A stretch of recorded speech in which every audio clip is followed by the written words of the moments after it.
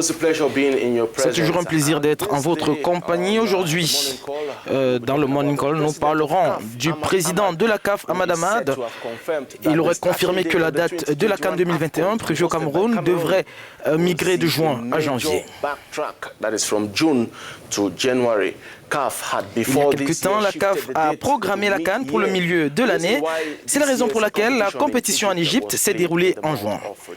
La CAF évoque des conditions climatiques défavorables au Cameroun pour justifier la décision que certains considèrent comme de nature à piéger le pays organisateur une nouvelle fois.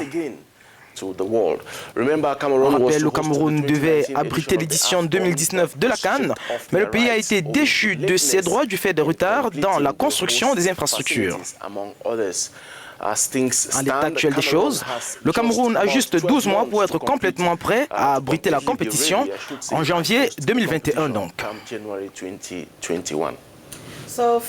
Finalement, la décision de la CAF de changer la date est donc assez sage selon vous? Oui, clairement, ça aurait été un défi exceptionnel en termes d'organisation si les matchs devaient se jouer en juin au Cameroun.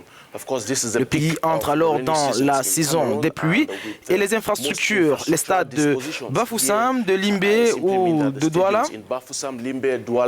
ne sont pas couverts pour contenir les fortes précipitations. Cela aurait grandement réduit l'affluence et influencé la qualité du jeu. De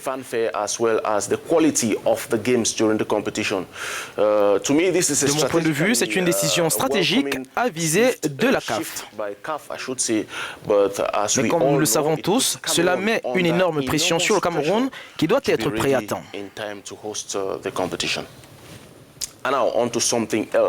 Parlons maintenant de tout à fait autre chose, les célébrations de fin d'année.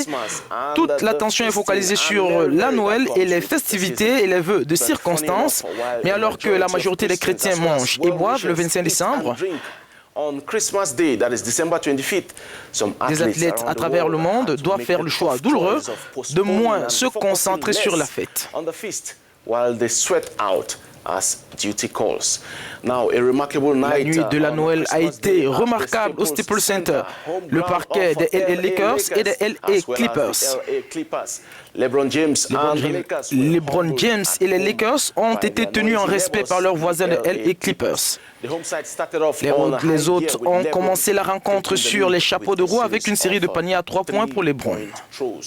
Kawhi Leonard a marqué 11 de ses 11 points, de ses 35 points dans le 4e quart-temps et a sécurisé 12 rebonds afin d'aider les Los Angeles Clippers à battre les Los Angeles Lakers 111 à 106.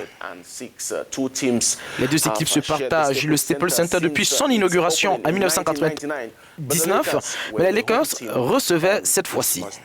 Les LA Lakers sont en tête de la conférence Ouest avec 24 victoires et 774 points, suivis des Nuggets, 21 victoires et 700 points. Les LA Clippers ferment le podium avec 23 victoires, mais 697 points.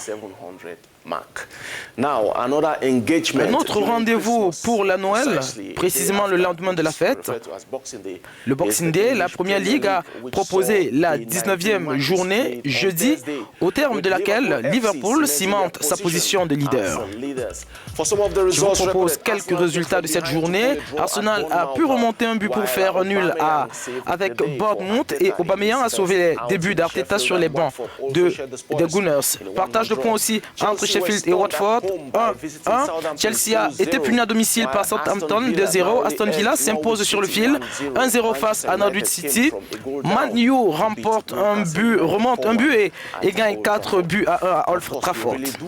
Nous apprécions Leicester pour sa capacité à jouer les arbitres entre Liverpool et Manchester City, mais les Foxes ont été humiliés et leur rêve de titre douché à domicile. Ils ont été étriés 4-0 au King Power Stadium. Liverpool compte à présent 13 points d'avance au classement. Aujourd'hui, Manchester City affronte Wolverhampton. While Manchester City later today is on the road to the Wolves Park. Et puis les compétitions africaines interclubs reprennent ce week-end. Je vous invite à suivre les résultats et l'actualité du sport sur Africa News et africanews.com.